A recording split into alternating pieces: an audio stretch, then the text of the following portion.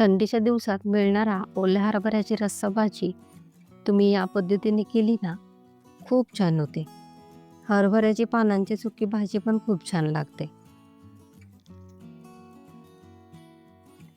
हरभऱ्याची पानांची सुकी भाजी तुम्हाला कशी करायची बघायची असेल तर कमेंटमध्ये नक्की सांगा. पुढचा व्हिडिओ भाजीचा नक्की करूया. नमस्कार, मी अर्चना. आज आपण ओल्या हरभऱ्याची रस्सा भाजी कशी करायची ते बघणार आहोत.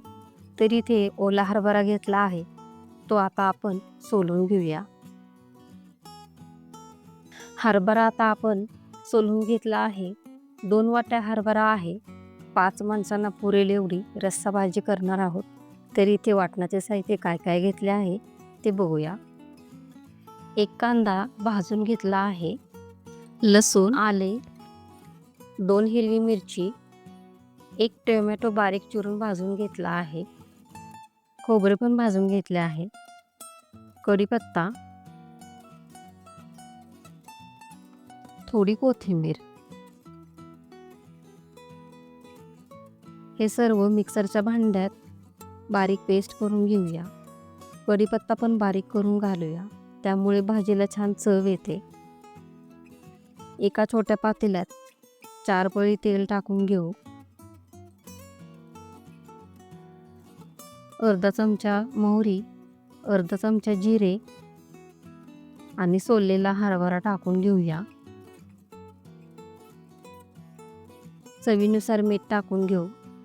थोडी हळद टाकून घेऊ. 5 मिनिटे परतून घेऊया. हरभरा भाजल्यामुळे हरभरा पटकन शिजतो. 3 चमचे कांदा मसाला, 1 चमचा गोडा मसाला, अर्धा चमचा लाल मिरची पावडर टाकून हे सर्व तेलात भाजून घेऊ. मसाला तेलात भाजल्यामुळे भाजीला छान रंग येतो. आता तयार वाटण टाकून परतून घेऊया. तेल आणि तिखट हे तुम्ही तुमच्या आवडीप्रमाणे घ्या.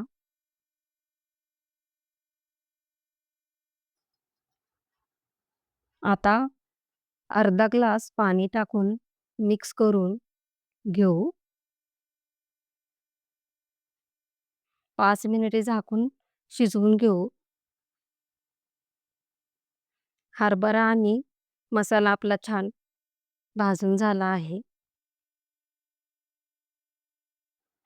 त्यानंतर गरजेनुसार गरम पाणी टाकून फक्त 5 मिनिटे बारीक गॅसवर उकळून घेऊ.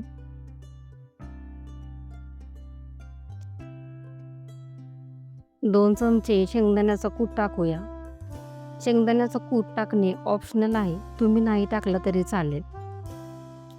आता आपली ओल्या हरभऱ्याची रस्सा भाजी खायला तयार आहे. व्हिडिओ आवडला असेल तर एक लाईक करा, शेअर करा आणि आपल्या चॅनलला सबस्क्राईब करायला विसरू नका. धन्यवाद.